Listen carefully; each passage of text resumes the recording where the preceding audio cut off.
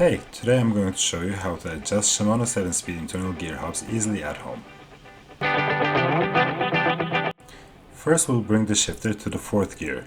As you'll see here, I can just switch through them, just twist it, and there are 7 speeds on this one, and I'll just put it on 4. When you look at the rear hub side of the bike, you'll see that there are 2 yellow lines. These should be in line, aligned, when you're on the 4th gear, so we're going to show you how to adjust that. In order to adjust this, at the back of your shifter you'll see this pin. Just pull it and turn it. Turn it until 2 yellow lines are aligned. It's super easy to adjust it.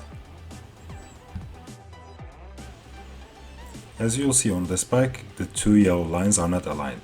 So what I'm gonna do is I'm gonna go to the shifter and then pull the pin and turn it until the 2 yellow lines are aligned. Let me do it 1 second. And right now I'm just pulling that pin and turning it. And you'll see that 2 yellow lines are slowly getting aligned. Once you see that they're aligned, you're all done. It's super easy to adjust it.